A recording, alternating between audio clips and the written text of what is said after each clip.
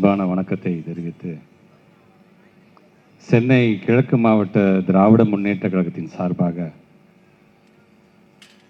முத்தமிழர் கலைஞர்களுடைய 8ஆம் ஆண்டு நினைவு நாள் இந்த மாபெரும் புகழரங்கத்தை தலைமையேற்று நடத்தி கொண்டிருக்கின்ற தலைமை செயற்குழு உறுப்பினர் அன்பு சகோதரர் மகேஷ்குமார் அவர்களே, நிகழ்விலே எனக்கு முன்பு உரையாற்றி அமர்ந்திருக்கின்ற நக்கீரன் பத்திரிகையினுடைய ஆசிரியனுடைய அன்பு அண்ணன் நக்கீரன் கோபால் அவர்களே, உரையாற்றி அமர்ந்திருக்கின்ற அண்ணன் கலைமாமணி ஏவாடி ராதாகிருஷ்ணன் அவர்களே,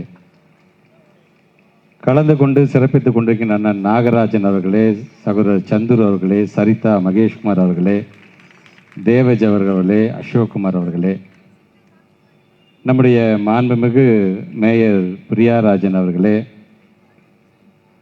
கலந்து கொண்டு சிறப்பித்துக் கொண்டிருக்கின்ற கழக சட்டத்துறை துணை செயலாளர் முன்னாள் சட்டமன்ற உறுப்பினர் அண்ணன் KS ரவிச்சந்திரன் அவர்களே, கழக செய்தி தொடர்பு இணை செயலாளர் என்னுடைய அன்பு தம்பி தமிழன் பிரசன்னா அவர்களே, தலைமை பொதுக்குழு உறுப்பினர் டாக்டர் பூர்ணிமா அவர்களே, நிறைவாக நன்றியுரையாற்ற இருக்கின்ற பாபு அவர்களே, அதிபதி அவர்களே, கலந்து கொண்டிருக்கின்ற முத்தமிழர் கலைஞருடைய உயிரினும் மேலான அன்பு உடன்பிறப்புகள் உங்கள் அனைவருக்கும் என்னுடைய வணக்கங்களை நான் தெரிவித்துக் கொள்கின்றேன். நெட்டிருப்பு பாறைக்கு நெக்கு விடாத பாறை பசுமரத்தின் வேருக்கு நெக்கு விடும் என்பது நம்முடைய நல்வழி பாடலில் ஒரு பாடல். இந்த பாடலுக்கு என்ன அர்த்தம் என்று சொன்னால், முத்தமிழர் கலைஞர் அவர்கள் அதை மேற்கோள் காட்டி அவர் உரையாற்றிய அந்த உரை, ஒரு பாறை என்பது மிகவும் உடைப்பதற்கு சிரமமாகத்தான் இருக்கும். அந்த பாறையை கடப்பாறையை கொண்டு நீங்கள் அடிக்கும் பொழுது சில நேரங்கள் அதனுடைய முனை மழுங்கி போகும். மீண்டும் அதை பட்டை தீட்டிவிட்டு மீண்டும் அந்த பாறையை உடைக்க வேண்டிய அந்த பணியை தொடங்குவார்கள். ஆக ஒருவேளை அந்த பாறை உடையலாம், உடையாமலும் போகலாம். ஆனால் அந்த பாறையில் ஒரு சின்ன விதை செடியாக முளைத்தது என்று சொன்னால், அது இன்று இடுக்கெல்லாம் சந்து பொந்தெல்லாம் புகுந்து அது ஒரு மரமாக வரும்போது அந்த பாறை கண்டிப்பாக உடைந்தே தீரும் என்று அதற்கு ஒரு அர்த்தத்தை சொல்வார். ஆக அப்படி எப்படி நெளிவு சுழிவோடு நடந்து கொண்டு மீண்டும் வெற்றியை பெற முடியும் என்பதை நான் அண்ணாவிடமிருந்து கற்றுக்கொண்டேன் என்று முத்தமிழர் கலைஞர் சொல்லுவார். அப்படி பக்குவமான போக்கை அண்ணாவிடமிருந்து கலைஞர் கற்றுக்கொண்டார். கலைஞரிடமிருந்து நம்முடைய தலைவர், நம்முடைய இயக்க தலைவர், நம்மை நாளும் இயக்குகின்ற தலைவர் கற்றுக்கொண்டார். அவருடைய சீடனாக இன்றைக்கு அண்ணன் சேகர் பாபு அவர்களும் அதை இன்றைக்கு கற்றுக்கொண்டிருக்கிறார் என்று தான் நான் சொல்வேன். சொல்வதற்கு காரணம், எப்படி அந்த ஒரு செடி என்பது வளர்ந்து மிகப்பெரிய மரமாக வந்து அந்த பாறையை உடைத்ததோ, அதே போன்று ஒரே ஒரு தொகுதியில் வென்றது தான் திராவிட முன்னேற்ற கழகம். ஆனால் அதற்கு பிறகு 3 முறை இந்த தமிழ்நாட்டை ஆண்டது திராவிட முன்னேற்ற கழகம் என்பதை நீங்கள் மனதில் நிறுத்தி கொள்ள வேண்டும். அதற்கு காரணம் வேறு யாரும் அல்ல, முத்தமிழர் கலைஞருடைய உயிரினும் மேலான அன்பு உடன்பிறப்புகள் நீங்கள் தான் என்பதை இந்த நாடே அறியும். ஆக அப்படி நம்முடைய கலைஞர்களுக்கு ஓய்வே இல்லை என்கின்ற விதத்தில் இந்த தலைப்பின் மூலமாக நம்முடைய மாவட்ட கழக செயலாளர் அண்ணன் சேகர் பாபு அவர்கள் இந்த நிகழ்ச்சியை நடத்தி கொண்டிருக்கின்றார். இந்த நிகழ்ச்சிக்கு என்னை அன்பு சகோதரர் சந்துரு அவர்கள் அழைத்து வரும்பொழுது, இந்த குளத்தூர் தொகுதி உள்ளே நுழைந்த பொழுது, ஒரு 4 மாதங்கள் 5 மாதத்துக்கு முன்பாக இந்த குளத்தூர் தொகுதிக்குள்ளே நாம் எப்படி வந்தோம், வரும்பொழுது கண்ணில் படுகின்ற ஒவ்வொரு திட்டங்களும், பார்க்குற பில்டிங்லாம் பார்த்தா, அது மருத்துவமனையாக இருந்தாலும் சரி, அது கல்யாண மண்டபமாக இருந்தாலும் சரி, இப்படி ஒவ்வொன்றையும் பார்க்கும், அந்த ரோடை கடந்து வரும்பொழுதும் சரி, இப்படி ஒவ்வொன்றையும் நான் பார்க்கும் பொழுதெல்லாம் இந்த தொகுதியில் நாம் நின்று பேச வேண்டுமா அல்லது மௌனமாக ஒரு 5 நிமிடம் இருந்து விட்டு சென்று விடலாமா என்கின்ற ஒரு ஏக்கம்தான் என் மனதில் வந்தது. காரணம், ஒரு 5 ஆண்டுகள், கடந்த 5 ஆண்டுகள் இந்த தொகுதியில் நம்முடைய கழகத்துடைய தலைவர் ஆற்றிய பணி நான் கண்கூடாக பார்த்திருக்கின்றேன். நம்முடைய அண்ணன் சேகர் பாபு அவர்களும் நம்முடைய தலைவர்களும் பேசிக்கொள்வதை. சேகர் பாபு அண்ணன் சொல்லுவார், அண்ணன் வந்து ஒரு ஒரு வாரம் ஆச்சுன்னே திருப்பி எப்பனே நம்ம தொகுதிக்கு நம்ம ஒரு நிகழ்ச்சி ஏற்பாடு பண்ணுறேன் என்று அவர் சொல்லுவார். சில நேரங்களில் அவர் சொல்லுவார், சேகர்பாபு வந்து 4 நாள் ஆச்சு, திருப்பி தொகுதியில் ஒரு நிகழ்ச்சி பண்ணலாமா என்று ஒரு பெத்த பிள்ளையை பார்த்துக்கிற மாதிரி இந்த கொளத்தூர் தொகுதியை தாங்கி பிடித்தவர் நம்முடைய தலைவர் அவர்கள். ஏன் மௌனமாக நின்று விட்டு சென்று விடலாமா என்கின்ற அந்த எண்ணம் வந்ததுக்கு காரணம், 5 ஆண்டுகள் இந்த பக்கமே வராமல் வெறும் மௌனமாக இருந்தோம் என்று சொன்னால் மக்களுடைய அந்த தீர்ப்பை தலைவணங்கி நாங்கள் ஏற்றுக்கொள்கிறோம் என்று ஒரே வழியில் நாம் பெருந்தன்மையாக சொல்லிவிட்டு போகலாம். அது எந்த தொகுதியில் வேண்டுமென்றாலும் அது பொருத்தமாக இருக்கலாம். ஆனால் அது இந்த தொகுதியில் பொருந்துமா என்று சொன்னால் நம்முடைய மனசாட்சியை நாம் தொட்டு நாம் கேட்டுக்கொள்ள வேண்டும் என்பதற்காகத்தான் இதை நான் சொல்கிறேனே தவிர வேறல்ல. அப்படி நாளொரு வண்ணம் பொழுதொரு மேனியுமாக தன்னுடைய கொளத்தூர் தொகுதி மக்களுக்காக உழைத்தவர் நம்முடைய தலைவர் அவர்கள். ஆனால் இன்றைக்கும் இந்த தமிழ்நாடு இன்றைக்கு வளர்ச்சி பாதையில் செல்ல வேண்டும் என்று ஆசைப்படக்கூடியவராக இருந்து கொண்டிருப்பவரும் நம்முடைய தலைவர் அவர்கள் தான் என்பதை நீங்கள் மனதில் வைத்துக்கொள்ளும். அதனால்தான் சட்டமன்றத்தில் பேசும்போது தான் தாயுள்ளம் கொண்ட தலைவர் நாங்கள் சொல்லுவதற்கு காரணம் அது. இன்னைக்கு சட்டமன்றம் எப்படி போகுது நாமளும் பார்த்துக்கிட்டு தான் இருக்கிறோம்.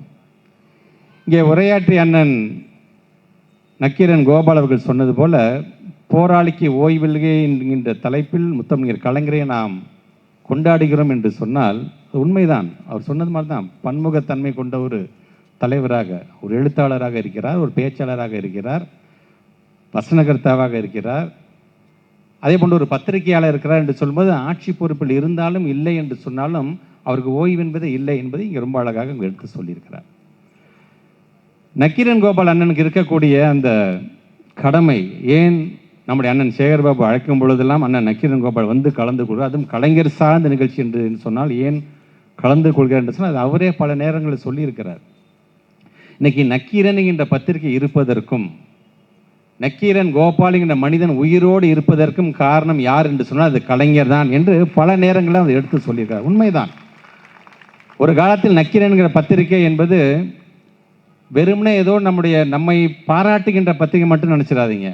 நம்ம பக்கம் தவறு இருந்தது என்று சொன்னால் அது சுட்டி காட்டக்கூடிய ஒரு பத்திரிகையாகத்தான் அது இருந்து கொண்டிருக்கின்றது என்பதை நீங்கள் மனசில் வச்சுக்கணும்.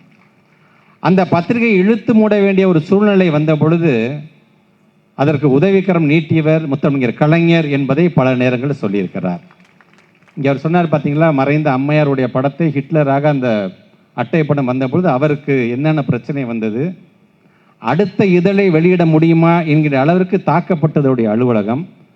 உடனடியாக நம்முடைய முத்தமிழர் கலைஞர்கிட்ட வர்றாரு. கலைஞர் சொல்கிறார், மறைந்த ஐயா பெரியவர் முரசொலி மாறனை அழைத்து அவருடைய பத்திரிகை அச்சு ஏற வேண்டும் என்று சொன்னால் நம்முடைய முரசொலி இருக்கின்ற அச்சு மிஷின் அவருக்கு கொடு, அவரை அடிச்சுக்கிட்டோம் என்று சொல்லி அதை உடனடியாக அதை நிறைவேற்றி தந்தவர் என்று பல நேரங்களில் அவர் சொல்லியிருக்கிறார். நீங்கள் சொன்ன மாதிரி தான் அந்த அம்மையாரால் தாக்கப்பட்டப்போ கூட முத்தமிழர் கலைஞர் ரொம்ப செல்லமாக சொன்னார், கோபால் ரொம்ப வேகமாக போகிறீங்க, கொஞ்சம் அமைதியாக கொஞ்சம் ஸ்லோவாக போங்க அப்படின்னு சொன்னது கூட அவர் பல நேரங்கள் வந்து எடுத்து சொல்லியிருக்கிறார். அப்படிப்பட்ட முத்தமிழர் கலைஞருக்கு ஒரு செல்ல பிள்ளை போன்றவர். அவர் சொன்னார் பார்த்தீங்கன்னா, அந்த காட்டுக்கு போய் மறைந்த வீரப்பனவர்களுடன் உரையாடுகின்ற அதெல்லாம் சாதாரண விஷயம் கிடையாது. போனால் திருப்பி வருவோமாங்கிறது உத்தரவாதம் கிடையாது அவருக்கு. வீட்டில் என்றைக்குமே வெளியில் போகும்போது சொல்லிட்டு வெளில போகிற மனுஷன் அது கிடையாது. ஆனால் ஒரு முறை மட்டும் வீட்டில் இருக்க குடும்பத்தை எல்லாத்துட்டையும் சொல்லிட்டு போகிறாரு காட்டுக்கு. வீட்டில் உள்ளவங்களாம் கவலை வந்து சின்னது, எப்போதுமே முறைக்கு மாறாக இப்போ எல்லாத்தையும் சொல்லிட்டு போகிறாரு, ஏதாச்சும் நடந்துருமோ என்கின்ற கவலை. காட்டுக்கு போயிட்டு வெளியில் வந்து அவர் ஃபோன் பண்ணது ஆள் யாருன்னு பார்த்தீங்கன்னா முத்தமிழர் கலைஞர். கலைஞர் சொன்னால் முதல்ல எனக்கு பேசுறதை நிறுத்திட்டு வீட்டில் உள்ளவங்களை பேசிட்டு அப்புறம் என் லைனில் வாண்டு ஃபோனை வச்சுட்டாரு முத்தமிழர் கலைஞர். இவர் உடனே வீட்டுக்கு பேசுகிறார். அப்போ தான் தெரியுது இவருக்கு முன்பாக முத்தமிழர் கலைஞர் இவருடைய குடும்பத்தை தொடர்பு கொண்டு கவலைப்படாதீங்கம்மா, திரும்பி பத்திரமா வருவார், அதுக்கு நான் உத்தரவாதம் என்று சொன்னார் என்கிற செய்தி அவருக்கு அப்போ தான் தெரிகிறது. அப்படி இந்த திராவிட இயக்கம் என்று வரும் பொழுது நான் சொன்னேன் பார்த்தீங்கன்னா, ஓய்வே இல்லாமல் உழைத்ததின் காரணமாகத்தான் அவ்விடமிருந்து பாடம் கற்றுக்கொண்டதின் காரணமாக தான் அண்ணன் சேகர்பாபு அவர்களும் ஓய்வில்லாமல் இது போன்ற நிகழ்ச்சி தொடர்ந்து நடத்தி கொண்டிருக்கிறார் என்று சொன்னதுக்கு காரணம் அது. பெரியாரை நம்ம இதயத்தில் வச்சுருக்கோம். பெரியார் என்ன செய்தார்?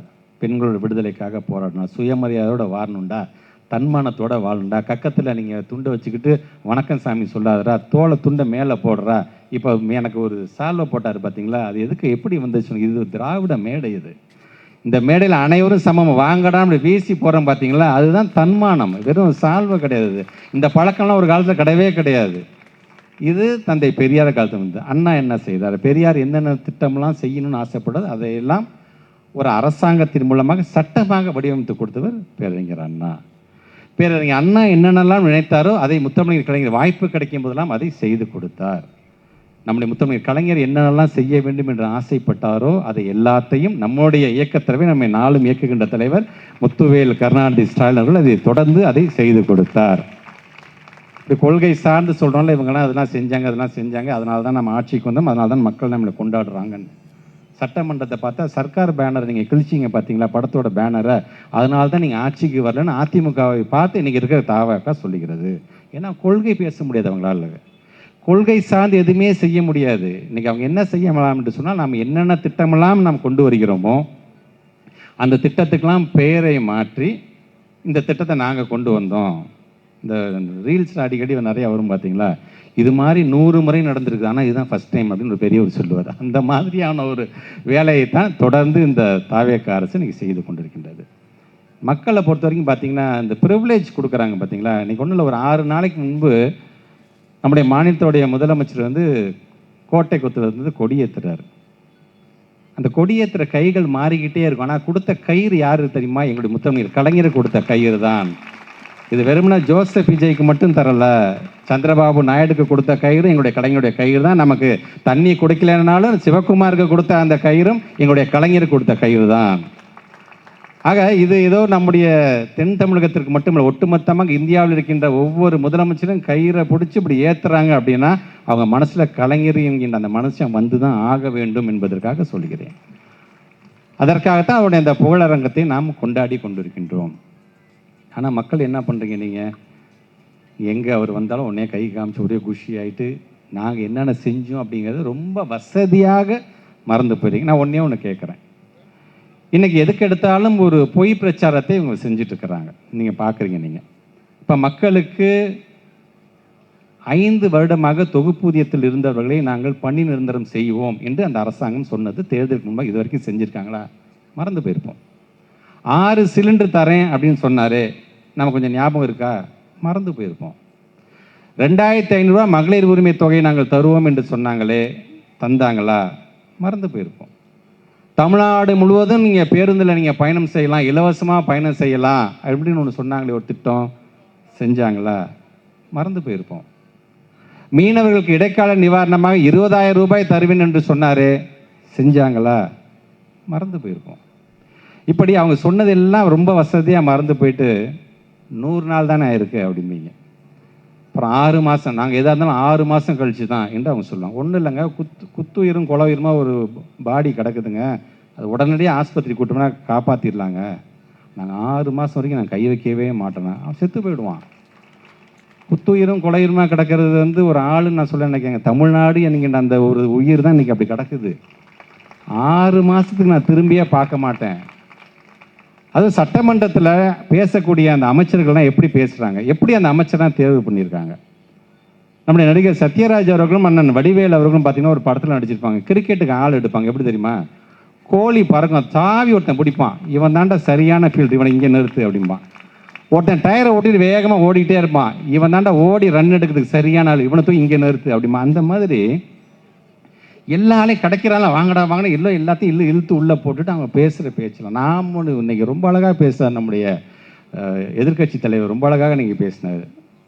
பேரவைத் தலைவர்களே, நாம் ஒன்று கேட்டோம்னா நாம் அசற மாதிரி ஒரு பதிலை சொல்கிறாங்க பார்த்தீங்களா அப்படிங்கிற மாதிரி நான் சேரவன்ட்ட கேட்டேன், எப்படின்னே உள்ளுக்குள்ளே நீங்கள் உங்களால் உட்கார முடியுது அப்படின்னு சொன்னேன். ஸோ இதெல்லாம் கடந்து வர வேண்டிய ஒரு சூழ்நிலை என்னவென்று சொன்னால், மக்களுக்காக நாம் பேசிக்கணும். ஆனால் அவங்கள பொறுத்தவரைக்கும் அப்படி கிடையாது. அவங்க பேசுறதெல்லாம் பார்த்தீங்கன்னா வெறும் சினிமா தரமாக, யார் வேணால் சிஎம்மாக வரட்டும், அது மக்களுடைய முடிவு, நான் இல்லைன்னு சொல்லவில்லை. ஆனால் திரைப்படத்துறையிலேருந்து வந்துகிட்டேங்கிறதுக்காக இருக்கக்கூடிய சட்டமன்றத்தை ஒரு ஷூட்டிங் ஸ்பாட்டாக மாற்றுறது, ரீல்ஸ் போடுறதுக்கு அவங்க பேசுறதை பயன்படுத்துறது, மீம்ஸ் போடுறதுக்கு பயன்படுத்துறது என்று இந்த டேக் டைவர்ஷன் பாலிசி மாதிரியான ஒரு நிலையைத்தான் இன்றைக்கு இந்த தாவாக அரசு செய்து கொண்டிருக்கின்றது என்பதற்காக அதை நான் சொல்கிறேன். இப்போ நம்முடைய தலைவர் வந்து ஒரு திட்டத்தை கொண்டு வருகிறார் என்று சொன்னால் அது சார்ந்திருக்கின்ற மக்களை கூப்பிட்டு பேசுவார், விவசாயிகளை கூப்பிட்டு பேசுவார்.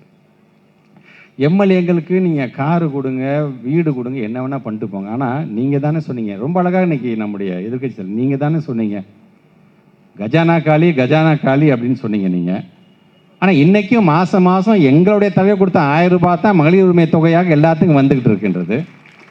கஜானா காலி என்று சொல்லிட்டு விவசாயிகள் கேட்கக்கூடிய, நான் அவங்க கேட்கல, நீங்கள் சொன்ன கடனை முழுமையாக நீங்கள் தள்ளுபடி செஞ்சீங்கன்னா செய்யலை.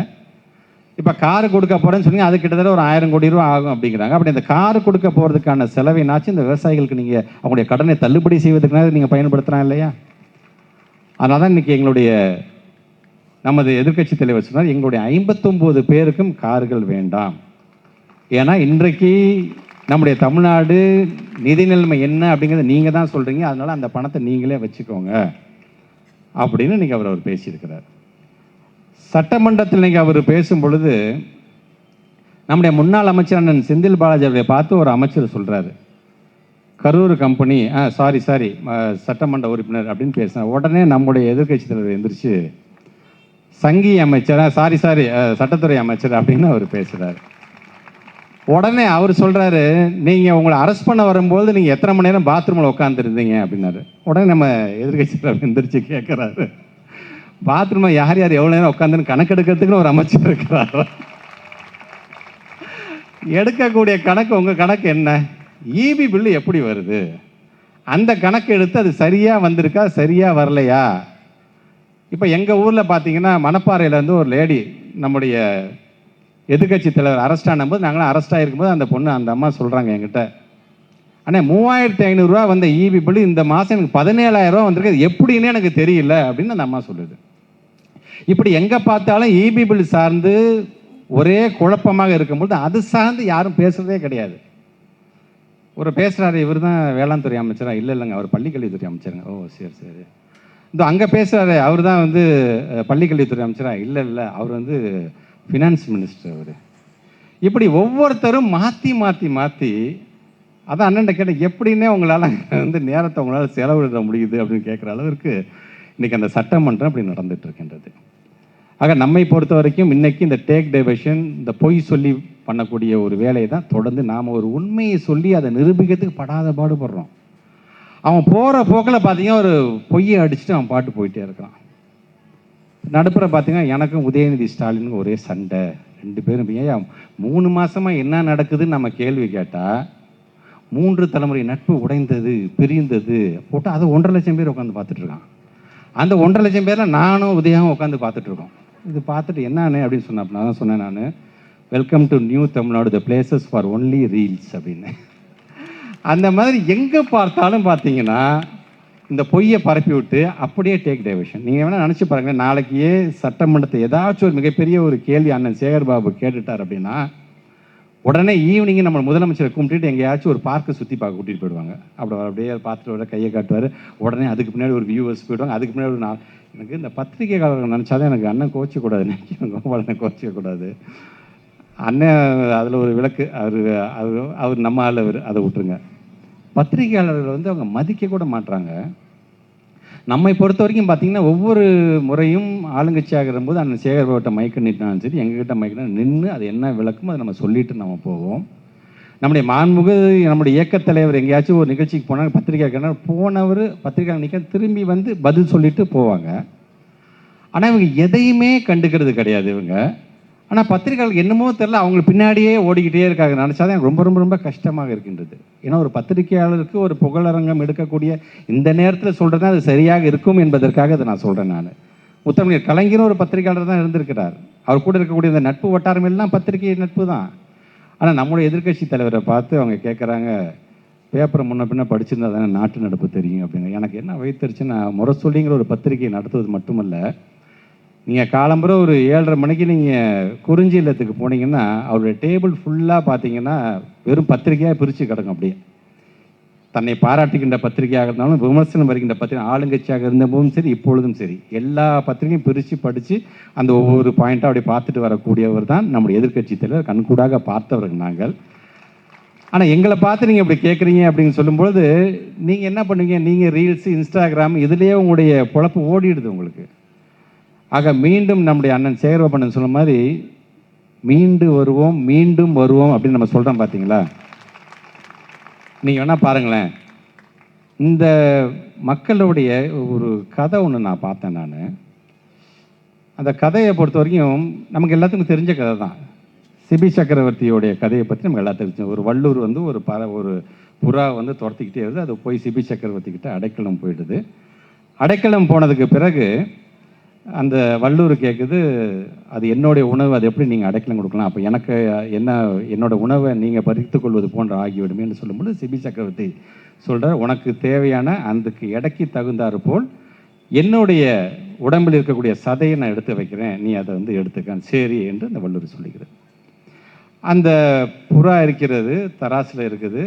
அந்த இவருடைய சதையை வந்து அறுத்து வைக்கிறாரு. ஆனால் புறாவோட வெயிட்டு தான் அதிகமாகிட்டு இருக்குது. இவர் முழுமையாக கொஞ்சம் கொஞ்சம் சதையை அறுத்து கொடுக்க, முழுமையாக தன்னையே நான் உன்ட்ட கொடுத்துட்றேன் எடுத்துக்க அப்படிங்கிறது இந்த கதை. இதை கவிக்கோ அப்துல் ரஹ்மான் அவர்கள் ரொம்ப அழகாக சொன்னது வந்து முத்தமிழ் கலைஞர் அவர்களே அது வந்து கோடிட்டு சொல்கிறார். அவர் என்ன சொல்கிறார் அப்படின்னா, நீதி தேவதையை உன்னுடைய தராசு தட்டுகளை உன்னுடைய இரு கண்களையும் திறந்து நன்றாக பார், அங்கே புறாவின் மாமிசத்தை சிபிகள் உண்டு கொண்டிருக்கிறார்கள் என்று அவர் சொல்லுகிறார். இதை சொல்றது காரணம், இன்னைக்கு நாம கொண்டு வந்திருக்கின்ற திட்டத்தில் அதை பெயர் மாற்றம் செஞ்சு அதை பேரை மாற்றி சில நேரத்தில் திட்டங்களே சரியாக போகாமல், ஆனால் அம்பேத்கர் உயர்கல்விக்கு படிக்கிற திட்டம் எவ்வளோ பெரிய திட்டம் தெரியுமா? பட்டியலினத்தை சார்ந்திருக்கின்ற மாணவன் வெளிநாடுக்கு செல்ல வேண்டும் என்று சொன்னால் அந்த ஒரு மாணவனுக்கு அரசாங்கம் செய்கின்ற செலவு 35 லட்சம் ரூபாய். கடந்த ஆண்டு மட்டும் ஏறத்தாழ 385 மாணவர்கள் இதன் மூலமாக பயன்பெற்று இருக்கிறார்கள் என்று அதுக்கு தனியாக நிதி ஒதுக்கீடு செய்கிறோம். இன்றைக்கு அதனுடைய மாண்புமிகு அமைச்சர் வன்னியரசு அவர்கள் பேசும்பொழுது அதுக்கு நாங்களும் நிதி ஒதுக்கீடு செய்திருக்கிறோம் என்று சொல்கிறாரே தவிர, அந்த மாணவர்களுக்கு அது சரியாக போய் சேர்ந்ததா என்று சொன்னால், மலேசியாவிலேருந்து ஒரு மாணவன் வீடியோ காலில் சொல்கிறான், அண்ணே இன்னும் வரலன்னே, உங்களுக்கு இது வரைக்கும் 4 மெயில் அனுப்பிச்சிருக்கேன்னா 2 முறை எங்களுடைய நண்பர்கள் வட்டாரம் அம்பேத்கர் சர்க்கிள் உங்களை வந்து பார்த்து பேசியிருக்கு, அதெல்லாம் கிடைக்கும் போ அப்படின்னு சொல்லி தான் அனுப்பிச்சுடுங்க தவிர முறையாக வந்து சேரவில்லை என்று அவர் அந்த பையன் ஆதங்கத்தை வெளிப்படுத்துகிறார்.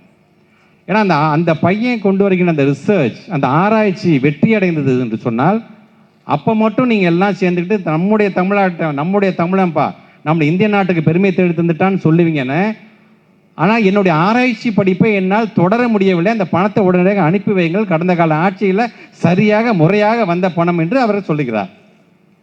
ஆனால் இன்றைக்கி அதை கண்டுக்க கூட ஆள் இல்லை. கடந்த ஆண்டு நான் லண்டனுக்கு சென்றிருந்தபோது அங்கே இருக்கின்ற ஒரு பெண்மணி பேசுகிறார். அந்த பெண்மணி சொல்கிறாங்க, இன்னைக்கு நான் தஞ்சாவூர் மாவட்டத்தை சார்ந்தவள், மிகவும் ஏழ்மையான குடும்பத்தை, எங்களுக்கெல்லாம் மெட்ராஸ் வரதே ஃபாரினுக்கு வர மாதிரி, ஆனால் என்னை லண்டனுக்கு அனுப்பி வச்சு என்னை படிக்க வச்சு எனக்குன்னு 35 லட்சம் ரூபாய் செலவு செய்கிறது என்று சொன்னால் அந்த முத்துவேல் கருணாநிதி ஸ்டாலினுக்கு நான் என்றைக்குமே நன்றியுடையவளாக இருப்பேன். நம்முடைய பெருமை நம்ம பிள்ளைங்க வெளிநாட்டுக்கு போகும்போது தான் தெரிகிறது என்று சொல்லும்போது, இங்கே இருக்கின்ற நம்முடைய பிள்ளைங்களுக்கு நம்முடைய அருமை பெருமை தெரியவில்லையே என்பதுதான் எங்களுடைய வருத்தம். அதனால தான் நீங்கள் பேசுகின்றவர்கள்லாம் ஒரு ஆதங்கத்தோடும் பேசுகின்றோம். முத்தமிழர் கலைஞர் நமக்கு என்னென்ன செய்தார் என்கிற பெருமையோடும் நாம் சொல்லி கொண்டிருக்கின்றோம். ஆக இது போன்ற நம்முடைய திராவிட மாடல் நினச்சி பாருங்க, திராவிட மாடல் 2.0 என்று ஒன்று தொடர்ந்து இருந்தது என்று சொன்னால், இன்னைக்கு தலைவர் சொல்லியிருப்பார், செப்டம்பர் 15 2000 ரூபாய் நான் சொன்ன மகளிருக்கான உரிமை தொகை 2000 ரூபாய் வழங்கப்படும் என்று அவர் சொல்லியிருப்பார். நாம் என்னென்ன திட்டம்லாம் நம்ம சொன்னோமோ அந்த ஒவ்வொரு திட்டத்துக்கும் ஒரு தேதியை போட்டு அது ரொம்ப அழகாக ஒரு திட்டமிடலோடு அந்த திட்டத்தைலாம் நம்முடைய தலைவர் செய்திருப்பார். ஆனால் இன்னைக்கு என்ன நடந்திருக்கு? ஆக இந்த ஆட்சி என்பது இன்னும் ஒரு 6 மாதத்துக்கு கழித்து அவங்க என்னென்னலாம் கதை சொல்ல போகிறாங்க நீங்கள் பாருங்கள். நான் இப்போவே சொல்லி வைக்கிறேன், இன்னும் 1 வருஷம் ஆனாலும் இந்த ஆட்சிக்கு முட்டு கொடுக்கறதுக்கு சில பேர் இருக்கிறாங்க. 1 வருஷம் தானே ஆச்சு அப்படிம்பாங்க. 2 வருஷம் ஆச்சா, 2 வருஷம் தானே ஆச்சு அப்படிம்பாங்க. 3 வருஷம் தானே ஆச்சு. இப்படியே 5 வருஷத்தையும் ஓட்டிட்டு போகிறதுக்குன்னு ஒரு மாஃபியா கும்பல் இருந்து கொண்டு தான் இருக்கின்றது. அதை தான் விர்ச்சுவல் வாரியர்ஸ் என்று அவர்கள் சொல்லுகிறார்கள். ஆக அதை உடைத்தெறிய வேண்டும் என்று சொன்னால் முதல்ல நாம் கொள்கை பேசணும். எங்கே பேசணும்? முதல்ல நம்ம வீட்டில் நம்ம பிள்ளைங்க கிட்ட, நான் எப்படி தரமாடா இருந்தேன், இப்போ நம்ம எப்படி தரமாடா இருக்கிறோம் அப்படிங்கிறத சொல்ல வேண்டிய மிகப்பெரிய ஒரு கடமை நம்ம ஒவ்வொருவருக்கும் இருக்கிறது. கலைஞரை பற்றி அதிகம் பேசுங்க. கலைஞர் எப்படிப்பட்ட துன்பத்திற்கெல்லாம் ஆளானார், எப்படிப்பட்ட வேலையெல்லாம் அவர் தன்னை பற்றி சொல்லும் பொழுதெல்லாம், நான் மிகவும் பின்தங்கிய பின் பின் பின் எத்தனை பின் போட்டாலும் சரி, அத்தனை பின்தங்கிய வகுப்பை சார்ந்தவன், எனக்கென்று பல சவால்களை கடந்து தான் இந்த இடத்துல இருக்கிறேன் என்று சொல்லும் பொழுது, பின்தங்கிய மக்களாக இருந்தாலும், பட்டியலின மக்களாக இருந்தாலும், ஒடுக்கப்பட்ட மக்களாக இருந்தாலும், சிறுபான்மை மக்களாக இருந்தாலும், அவர்கள் அனைவருக்கும் அரணாக இந்த கலைஞர் இருப்பான் என்று சொன்னவர் முத்தமிழர் கலைஞர். அந்த கலைஞருடைய வழியில் தான் அனைவருக்கும் அரணாக இருக்கக்கூடிய ஒரு திராவிட மாடல் அரசை தந்தவர் நம்முடைய மாண்புக்கு தமிழ்நாட்டுடைய அன்றைய முதலமைச்சர், நம்முடைய இயக்கத் தலைவர், நம்மை நாளும் இயக்குகின்ற தலைவர். அவரை மீண்டும் அரியணையில் அமர வைப்பதற்கு தொடர்ந்து உழைப்போம், அதற்கான குரலை தொடர்ந்து கொடுப்போம் என்று சொல்லி இந்த நல்ல மேடை அமைத்து தந்த அண்ணன் சேகர்பாபு அவருக்கும் மாவட்ட கழகத்திற்கும் என்னுடைய நன்றியை தெரிவித்து இந்த அளவில் உரையை நிறைவு செய்கிறேன். நன்றி, வணக்கம். நன்றி உரை.